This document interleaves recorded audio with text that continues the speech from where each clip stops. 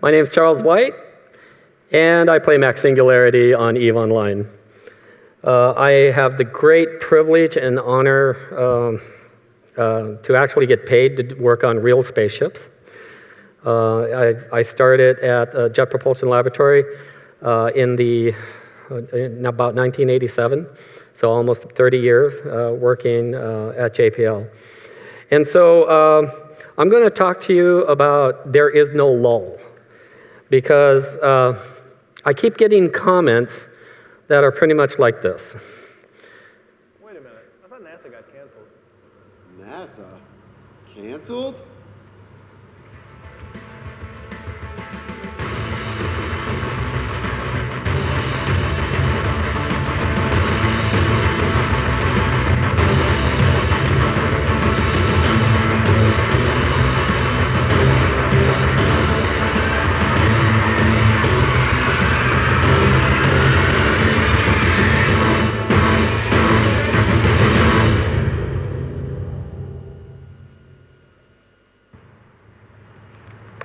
Nope.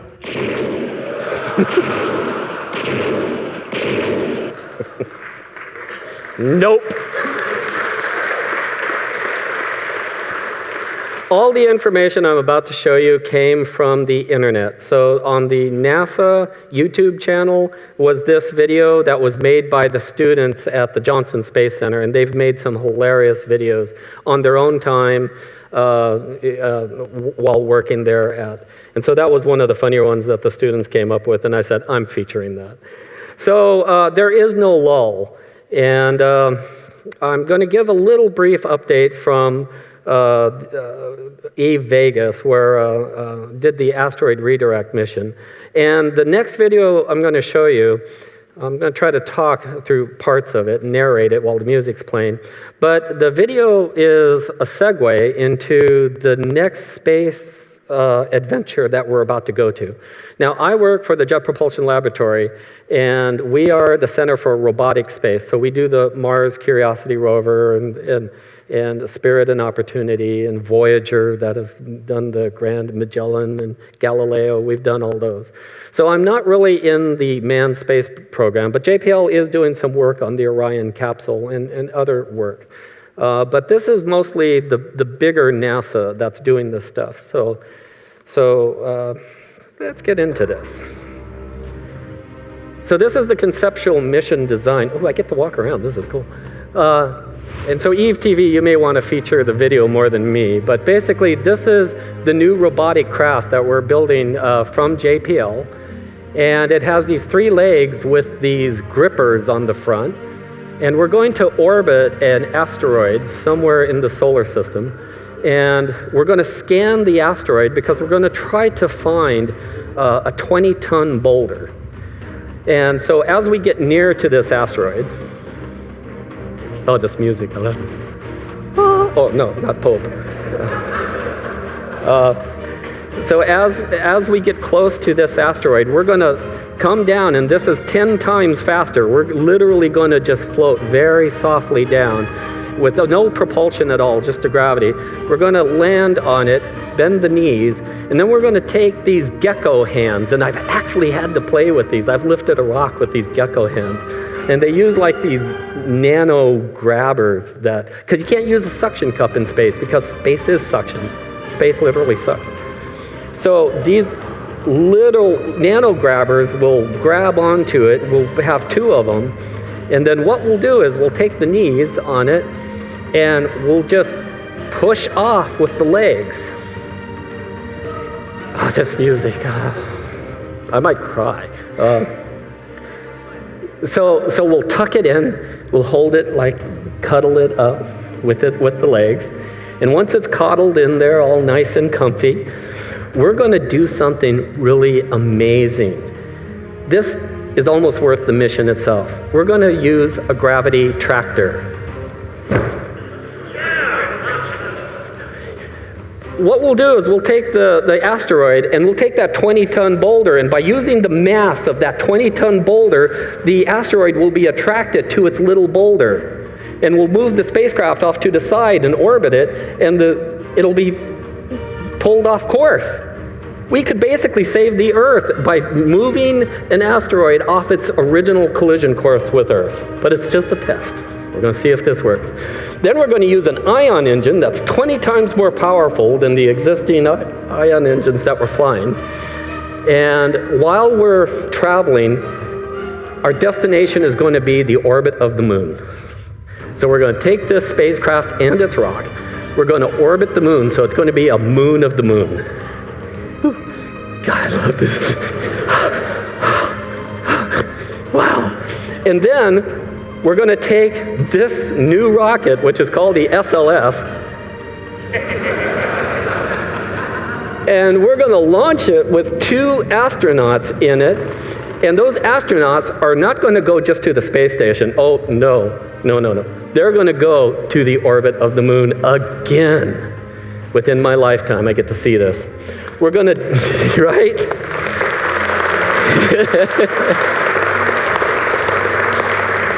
Once we get there, we're going to dock with the JPL spacecraft. And then on the JPL spacecraft, we've already pre-positioned handholds and a climbing pole and a little robotic arm. And we're going to attach the pole, and they're going to skimmy in 0 gravity out of the capsule onto our spacecraft. And then they'll assemble the robotic pole and then put an astronaut on it. And he's going to actually put his gloves on a real asteroid boulder. Right? They're going to scrape off pieces, put it in this little box, I want it, and they're going to put it in the capsule, and then they're going to fly it back to Earth just like the old days of the Apollo program, re-enter the atmosphere with a heat shield, open up drogue chutes to help slow this down, and then finally we'll open up the large safety chutes that'll bring it down for its final descent. I'm going to be on my seat like crazy. It's like 7 minutes of terror. And then these slowly open up and splash down, just like the old days.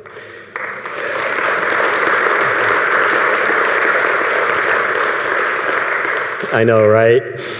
So a lull. So a lull is a temporary interval or lack of activity. And luckily, I was born in 1960, so yeah, that's actually me and my mom. So when I was a kid, this is what I saw on TV was Walter Cronkite, who was a broadcaster who was just infatuated with NASA. So on CBS News, he would always just talk about NASA, and I just watched him broadcast like crazy. And then my family went on a field trip to Utah, and I was in a Utah campground, and some old fart had a portable green and white TV, and that's the exact model of the TV I watched the moon landing on in 1969. It was just exciting, even watching it in low res back then. But in my day, this is what we called a rocket. This is a Saturn V, and it was part of the Apollo program during that time. And about in the early 1970s, this was the last mission to the moon, which was Apollo 17. And then after the moon mission stopped, we wanted to build a small space station, so we had Skylab in orbit. And then we were with enemies of our Cold War. We actually shook hands in space. And in space, we've been friends ever since. On the ground, things are a little more tense. But in space, we're fine. So, you know, we're plus 10 blue in space. That's fine in space.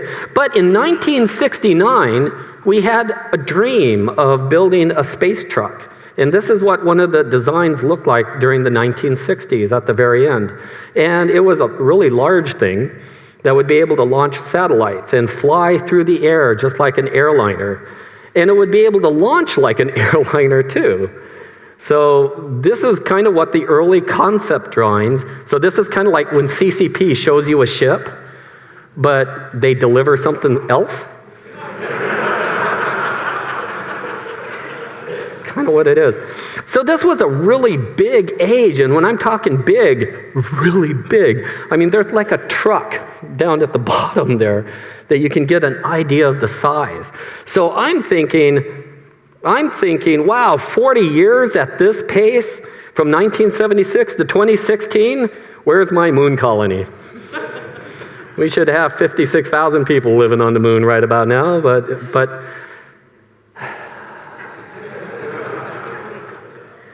yeah, so this stuff does take time, it really does, because not only does it take time through blueprints, the technology has changed, we don't even use blueprints anymore. I did Photoshop to make these blue because we don't even do that anymore. We do design, build, assemble, test, launch, operate. These are our phases of engineering that we go through. We have reviews where we call them key decision points. We have system definition reviews, mission definition reviews, project design reviews, critical design reviews, subsystem reviews. All these must be reviewed over, and at each and every phase is a critical decision point. And at any of those critical decision points, the whole project can be canceled. That sucks. But that's how it is, and that's how we do real engineering. But so you have to make sure that all our peers understand what we're doing. And the other part is, it's not just time, it's also money. So I drew this using pennies because this is about as it's not really an Eve presentation unless you have some graph porn. So I had to get a graph in here somewhere. So this is a percentage of the federal budget for NASA. And during the Apollo age, it was around 3 to 4 cents on every dollar that was being used for the space program. And now it's 0.4 of a cent. So not even a half a cent. It's less than a half a cent per every dollar. And there's another chart that I couldn't find, which if you take into account inflation, the cost of buying a loaf of bread in the 60s per year dollar versus now, you get even less.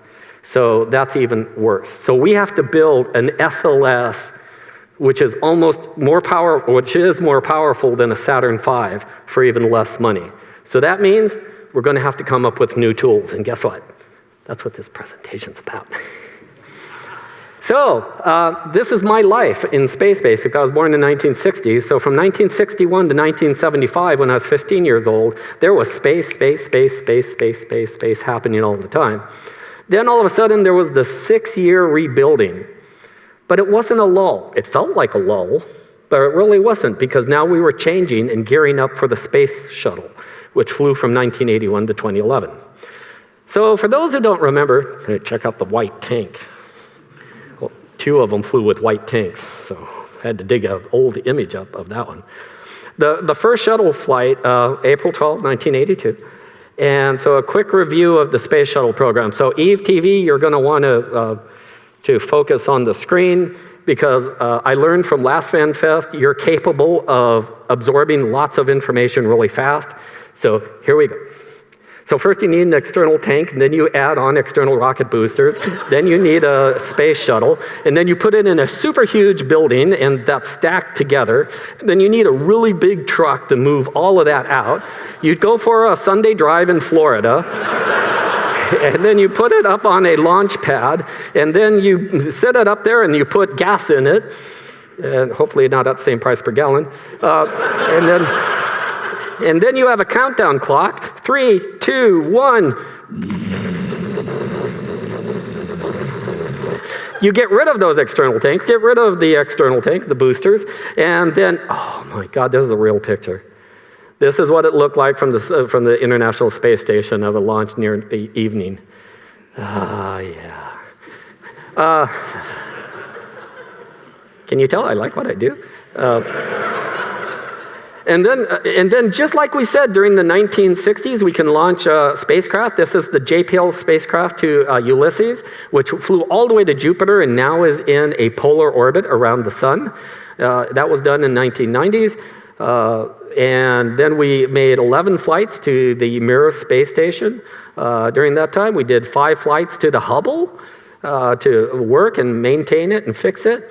A lot of people forgot about this, but we did a small space station in the cargo bay called Space Lab, which had 22 flights and also pallets that had science on board. 37 shuttle flights to build and supply the space station. And this presentation isn't even going to get into space station, which is a whole what NASA's doing as well. Once all that's done, you come back into the atmosphere, you fly on down, put the gear down, and then 135 flights, 355 people from 16 different countries. Oh, but wait, there's more. If you order now, you have to return this thing back to the Launchpad. So put it back on a 747, have the whole infrastructure to put that on. It can only fly 1,000 miles per day at a maximum altitude of 15,000 feet, so you have to stop and rest along the way, and people get real excited when you land. And then you fly all the way back to Florida, and you land on a runway specially designed just to land the space shuttle in the 747, and then you disassemble it off another rack like that at Florida. And then you put it in the orbiter processing facility, which is a special facility to take care of the space shuttle. So that was the introduction to this presentation.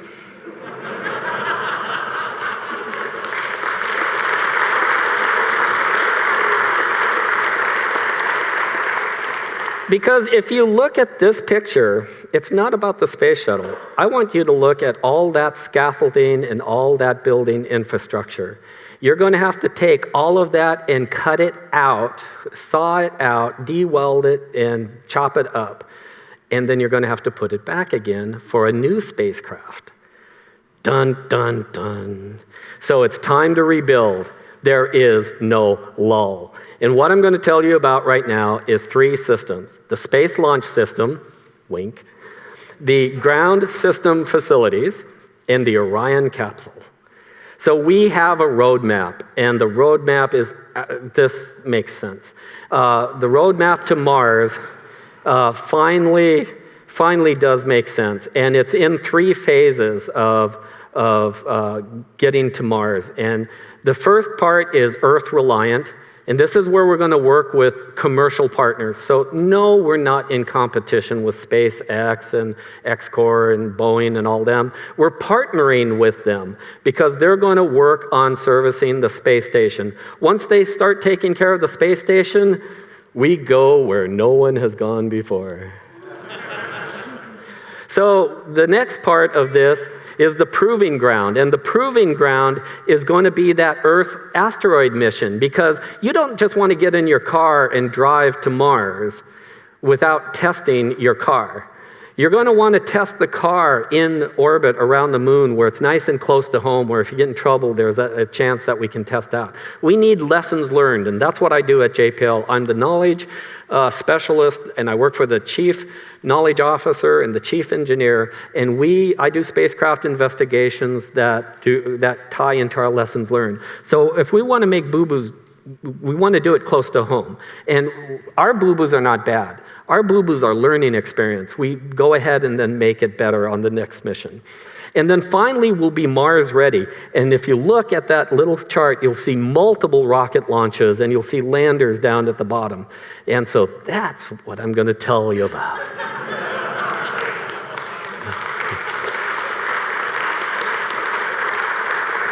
Build all the things. Yeah, that's pretty much me. So this is the 3 aspects. This is the SLS, wink, wink. And this comes in 2 versions. It comes in a manned version and a cargo version. You can tell the manned version has a pointy spike, min-matarish, on the top. And the cargo version, very Amarish, just has a cargo capsule on the top. The Orion capsule is its own development, and then, of course, the ground systems development. We need a whole new infrastructure, new launch pads, new buildings, and everything. Oh my God, Becky. Look at that spacecraft. Yeah, this is it. This is our new, NASA has racing stripes now, dude.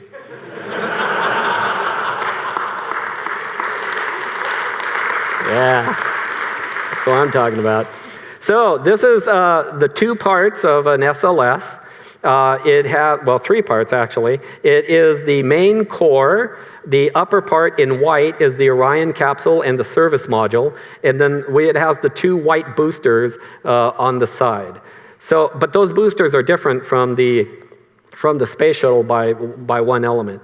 So this is where we are right now. We've done the concept study, the technology development, we've done the preliminary design, we are beginning assembly, we are starting to integrate the part, and in a way we're testing all of the things. So the last 3 arrows should be a little lighter yellow than solid yellow.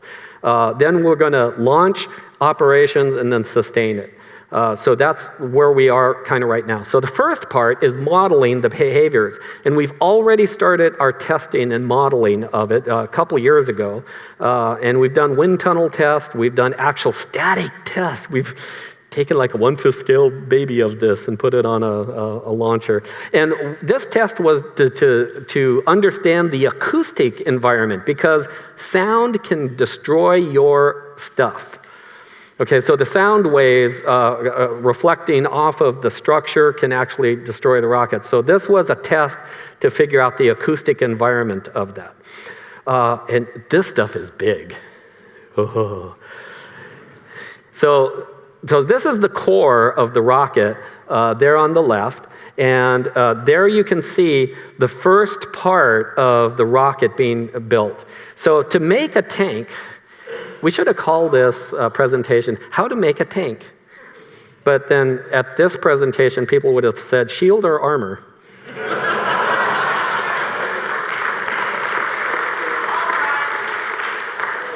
And the world of tanks guys would have said, that ain't a tank.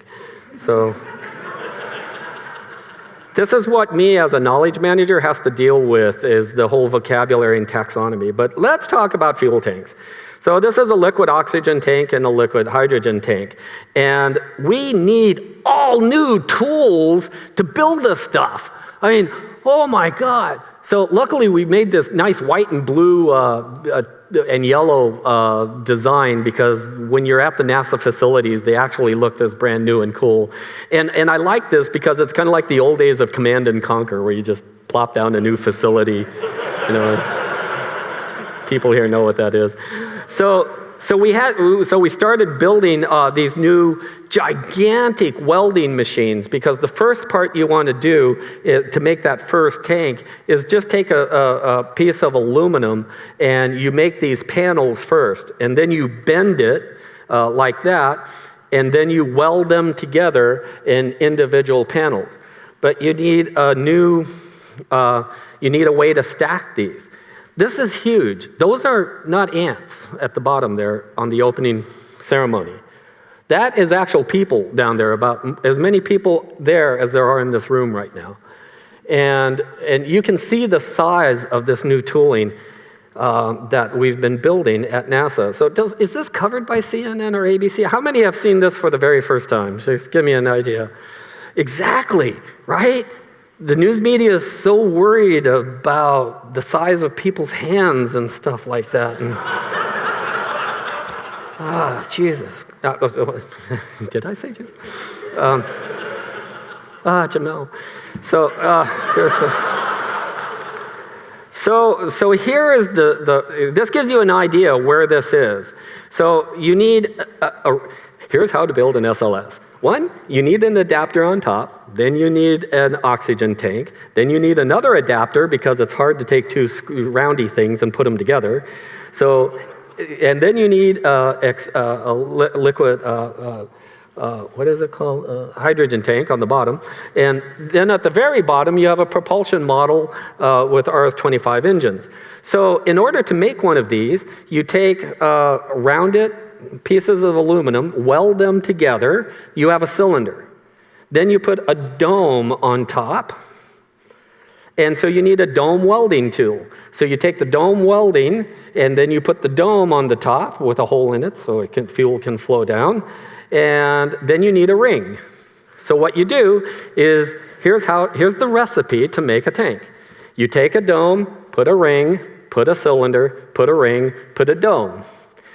Then for the next tank, you put a dome, you put a ring, you put a longer cylinder, you put a ring, you put a dome.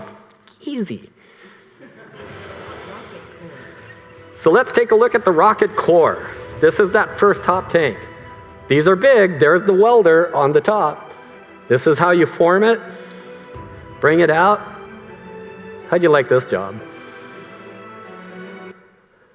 Yeah. And if you're watching on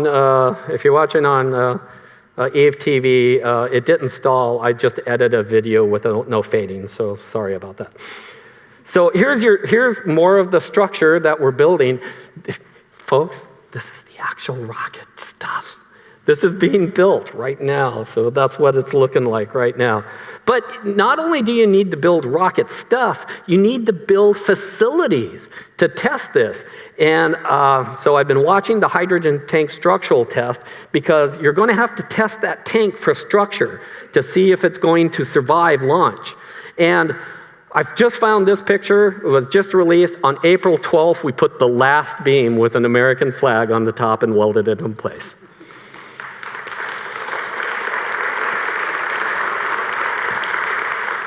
Oh, I needed a "it's happening" slide right here. It is happening. And it's not just the big stuff, there's other support infrastructure too. So this is a specialized barge that would transport the external tank of the space shuttle. But the core of the SLS is longer. So in order to fix that, we had to take the two of the old barges, cut them up, and extend the length of that. And so this is kind of what we did there. There's the hull, that's the structure, there's the shield module, and there's the armor. So you can see that's a lot longer right there. Even the old countdown clock, it was first used in Apollo 12 in 1969, and here it is being disassembled and taken apart. It used to just use old light bulbs that would do the countdown clock, so it's part of the history. But part of this is letting a little bit go because the new lamp is so much better. So we now have a new outdoor TV set that we can have a countdown clock digitally, and we can look at the face of the Kerbal, not Kerbal,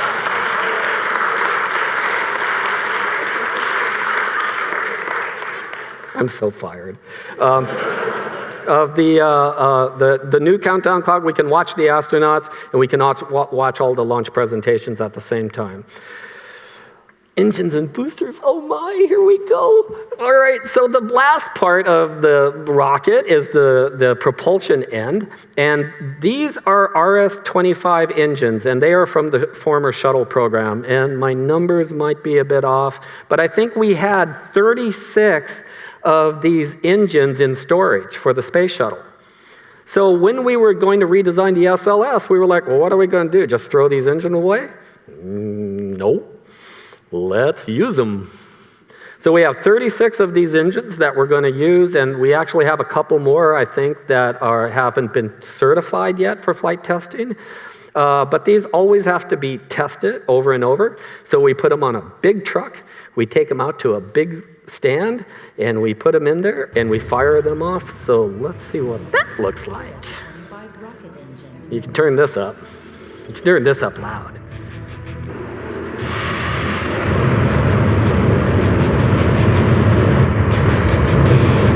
Fire! Fire out the back, fire out the front. Yeah, they ran for 8 minutes straight on that, for that part. But that's only one of the rockets. The next part is the solid rocket boosters, and they're the same as the space shuttle, but the space shuttle had 4 segments to the solid rocket booster. So what we did is we added a center segment, which is basically the 5th element. I wanted to say that. There's so many Easter eggs in this presentation. So this is what that 5th element looks like, and the top and the bottom, they're all kind of the same. And we have special transporters that build this, and the animation there, or the movie, shows you what it looks like when they're actually moving these, the cores out of the casting. Because when you cast these things, you take this core, and these are solid rockets, so it's kind of like cement. And you pour this cement, it's like a rubberized cement, inside this cast. And again, you have that inner core, because when you pull that core out, it'll be hollow. So you let it dry and you have to shape it. Look, by hand. There is still work you have to do by hand to build a spacecraft. I have no idea what this is. I couldn't research it in time, but it looks cool. Whatever it is, you put this insulator over the top of it, and now you extract that core, and those core comes out of it, and then that leaves you this hollow segment we call the burning star. So you assemble it all together as one module, and then the next part is you put it on a test stand, and this is not your normal test. So first thing you want to do is evacuate the entire area. Make sure your family and friends are a couple miles away. And you want to turn this one up too. Solid rocket booster test. Yeah, here we go. Commit the motor. Motor is committed. That's what you want. T-minus 10, 9. You do not want to be near this thing. 7, 6, 5, 4, 3, 2, 1, 1. Look at the dust.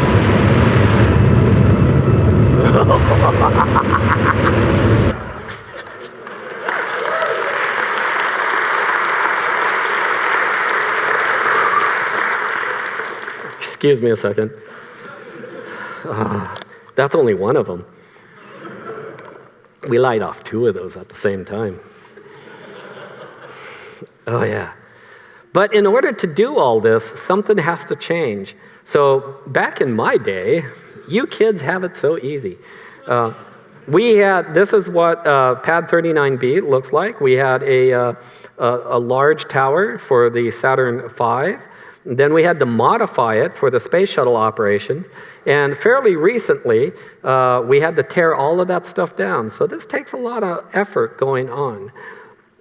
And then, to see what that looks like, we have this mobile launch pad that we can actually move around and put on top. So there's the people welding, cutting. You work for NASA and you're a welder. You know, you work for NASA and we had to redo the launch releases, rewire everything, a lot of skills. And this is the vertical assembly building, because that all has to be changed out too, because the shuttle is no longer there and we have to put in all new platforms on the inside. So this is the most recent picture I just got for you guys. This is what 39A looks like right now. We've installed some new lightning towers that are brand new because we can isolate faults from lightning. So we have these giant towers now. And then we have this mobile pad. Now that launch pad is actually transportable. We can transport that to the vertical assembly building on the NASA crawler. Now that NASA crawler is a little younger than me, but not by much. And I require oil and feeding daily. And so does this guy.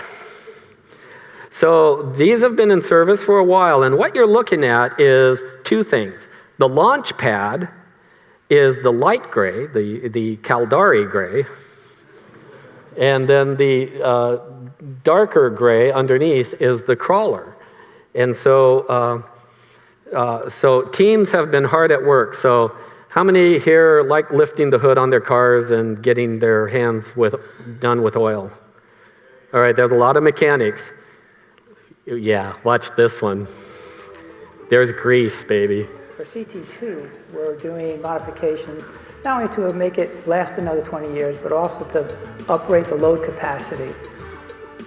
The main project we're working on right now is the roller replacement project, which is the roller assembly. It's actually the rollers, the shafts, the bearings that support the crawler. Actually, if you go there, you'll see trucks A and C jacked up and on cribbing. And that's the first time in the career of the crawler it's ever actually been jacked off the ground. So the guys have easy access to the roller assemblies. And they're in the process now of removing the old rollers, old shafts and old parts. Once they've done the line boring, that's when they'll start assembling the new rollers and the new shafts and the new bearings and the new sleeves and new adapters and new plates. So there's quite a bit of work, and that work will go, well, from August through October. So there's going to be a lot of trucks delivering a lot of steel here at Kennedy. And so to get those shafts out, they had to freeze the metal shaft in liquid nitrogen, so atomically it would shrink it just a little bit, and then they were able to pull those shafts out. Yeah. All right, are you ready for the Orion? Here we go. This is an all-new space capsule. Yeah. So don't order just yet because it's new and improved. So if you look at the Apollo spacecraft, it's 12.8 feet across, and the new one is 16. The Apollo could carry 3 astronauts, and the new one can carry from 2 to 7, depending on the mission. So we could go to the space station with this, but that is not the real intent. We want to go farther than the space station, and so the more time you spend in a capsule, the less amount of people you want to take with you. It just might get a little stinky in there with all those people. So you want to be best buddies with somebody else. So that gives you an idea of the size. So here's a lesson on how to build a tank. No, not a tank, a capsule. So the first part is the tunnel, and you're going to see that tunnel in a couple videos that's going to be done. Then there is the parachute ring where we stuff all the parachutes around. Then come the cone that comes out on with the windshields, and then comes the main capsule, and then comes the heat shield base. It's only 7 welds to put this together. It's the most simplest design ever of a space capsule. So, and we've made a couple different space capsules. We've made a space capsule that is used for the test. We can throw out the back of an airplane and we can test the parachutes. We've made a space capsule that we gave to the US Navy so they can practice with it when we're not around to recover it from sea.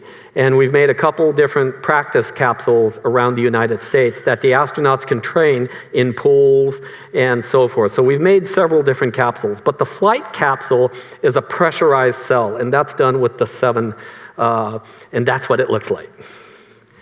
So that's one of the first capsules came up, and we're working on new heat shields. Now here it looks like it's robotic, but these are actually handmade as well. And so let's take a quick look at this. Has advanced tremendously. Our manufacturing technology has advanced, but ironically, we're still using a material that has proven itself for the last 40 years. Handmade. Asteroid is a very efficient ablator, and as an ablator, what it does, it allows us to protect the capsule from the high heating that occurs during re-entry. There is no material, non-ablator material that can handle that kind of heat. You have to shed away the heat. Basically what you're doing is you peel off the layers of the heat shield, you're taking heat with it. When we apply AvCoat to the heat shield, we bond the honeycomb onto the carrier structure, and then we inject the AvCoat ablative material into the cells. The honeycomb acts as a crack arrestor and gives it rigidity and strength as a whole. So on the Orion mission, again, we started manufacturing. There's a lot of labor, hand building of these spacecraft. There's the tunnel being manufactured. We did parachute tests where we tested the parachute. So they're supposed to land with 3, but it will land with 2 safely. So we've done that. We've started doing, again, more assembly. This is what it starts looking like when you start putting the external systems on there. But recently, and not very well covered, was we did a test into space. And we didn't have the SLSs not built yet, but we do have a Delta IV Heavy. So it was an awesome mission. I got up at 3 o'clock in the morning Pacific time to watch this on the coast. And I'm going to take you on this ride with us. Weather, go, pointing. 27. CDH, go.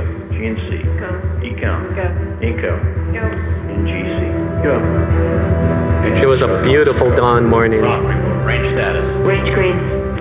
Upper stage LH2 secure at flight level. This was an unmanned mission, Go Delta. Go Orion. but it is the Orion capsule, the actual one we're going to be using. And liftoff at dawn, the dawn of Orion, and a new era of American space exploration.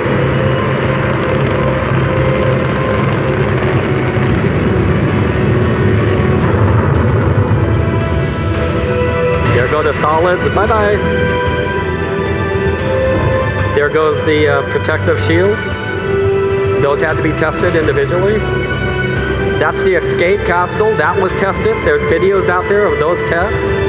3,100 miles. Go fight him. Yes, sir. Just passed through apogee. The altitude was 3,132 nautical miles. The space station is only like 250 miles, so at 3,000 miles, this has gone through the Van Allen radiation belt twice.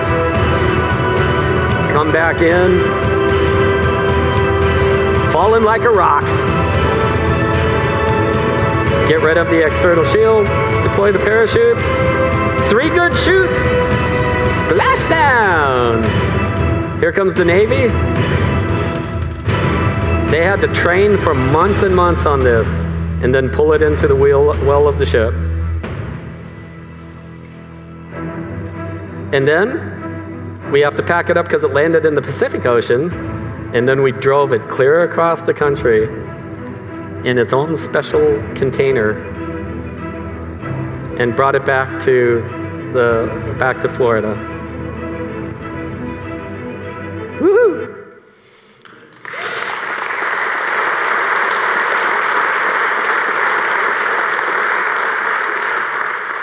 Build all the things.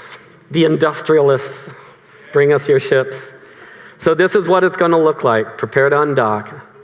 This is what it looks like, and this is the computer models. Our first trip will be around the moon in an unmanned capsule. We'll send that around the room to test it, to see if it works. This is the schedule. I don't have enough time to read this all to you, but basically the first manned mission will occur around 2021, 2023. We should see that first unmanned flight to the moon about November of 2018, so it's coming quick. We're welding, we're building, we're doing everything we can to make this happen. Oh my God, this is what it's going to look like, and I'm in tears. Thank you.